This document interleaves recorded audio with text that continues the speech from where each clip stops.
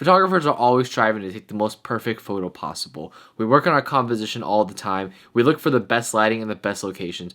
But sometimes the perfect photo doesn't actually turn out. And it's because of one thing, and it's character. And that's what we're talking about in this video.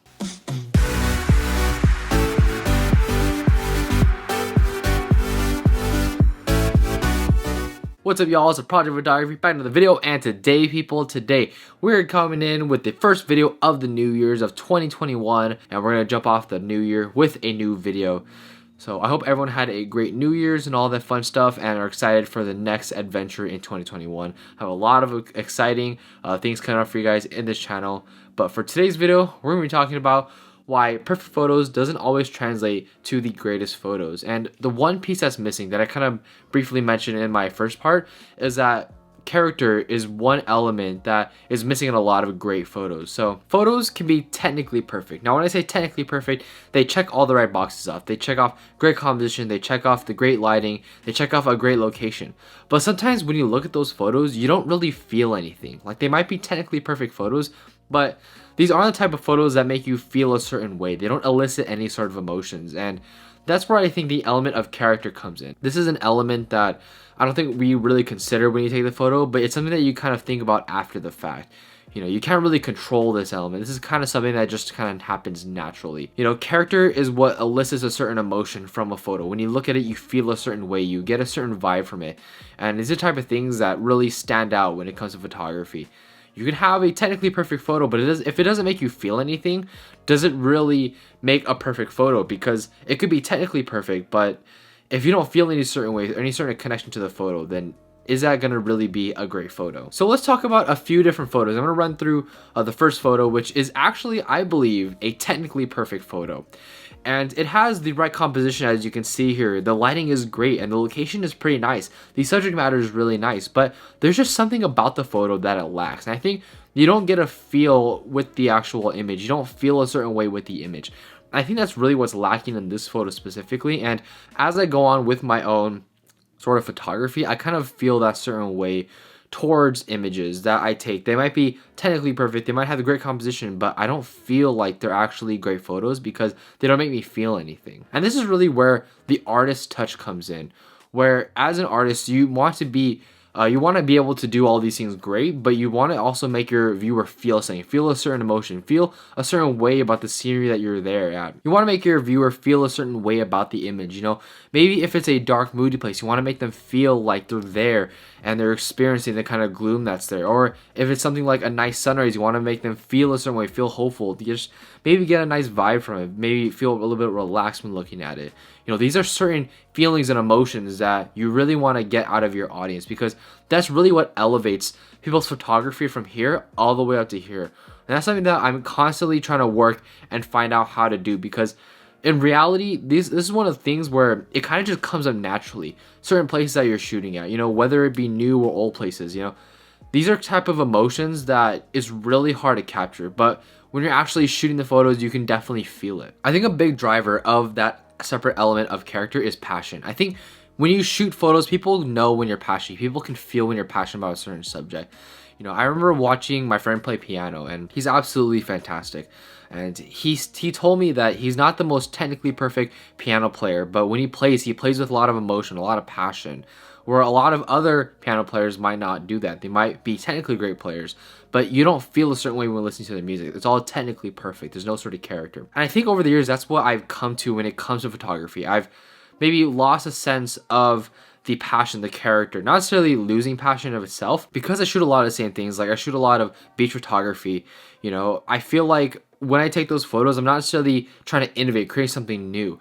That's why I think, for me personally, I want to go out and explore different elements, different places to shoot, because I think that's what really brings back the passion, brings back the drive in photography. I think that's what I need to work on, especially, is making sure that I just go shoot different places, you know, change it up, do all these different things to really instill a certain value of character and to make people feel a certain way. Because when you shoot the same thing over and over, it does get a bit stale, it does get a bit stagnant. So you really want to vary it up and shoot different things and try out different things. There's two photos that I want to look at that are not technically perfect photos, but have a good sense of character. This first one I took years back. It must be either 3 or 4 years now that I took this photo. It's one of my first photos, and you can tell right off the bat that it's not even in focus. Like if you zoom in right here, you can tell that they're actually not in focus. Those bokeh balls you see, they're not supposed to be there.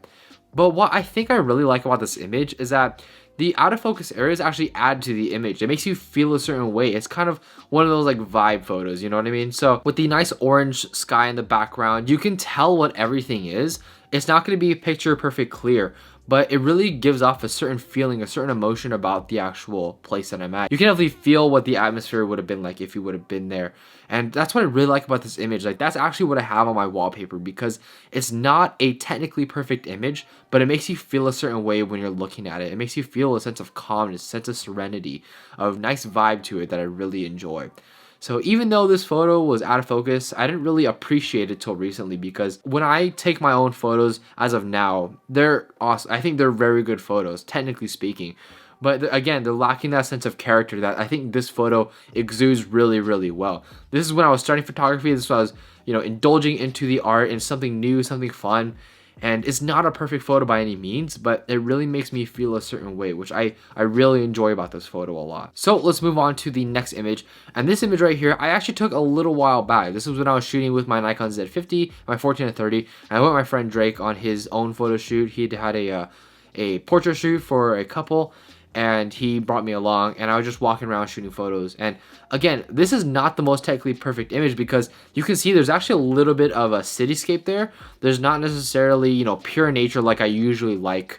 And if you zoom in, you can see there's a pretty decent amount of grain. I think I must have shot this at 400 to 800 ISO. And you can see there is a bit of grain, but I think the grain actually adds to the photo. It makes it feel like a film-like photo, and I think that gives it its own vibe in and of itself, and I really enjoy how this photo looks. On top of it, you kind of just get a sense of the atmosphere again. Like, you can kind of look at it through a film-like lens, and you can kind of see, like how the city was ever evolving and changing, how the sky looked, what my certain subject matter was necessarily perfect because it was kind of a little bit far in the distance, but I just love how the sky, the clouds look, everything just feels really nice in the photo. It has a nice sense of atmosphere. And again, it's not a technically perfect image, because what I would normally like to shoot is things like pure nature, and things don't usually have grain in them when I'm shooting these landscape photography. But this accident of shooting this way actually gave it a nice sense of character, and that's what I really like about it. Technically perfect photos are not necessarily the way to go sometimes. Sometimes when you're shooting photos and you might not think they're necessarily perfect, oh, this thing is right here, but I wish it was a little bit more to the left, or things like that. Sometimes that might actually add to the photo, make viewers feel a certain way, even though it might not be technically perfect in your mind. Technically perfect photos don't necessarily make great photos because it's missing that last element. That last element is character. People want to feel a certain way when they're looking at your photos. They want to understand what it felt like in that moment to take the photo. And people want to understand what you were thinking when shooting that photo.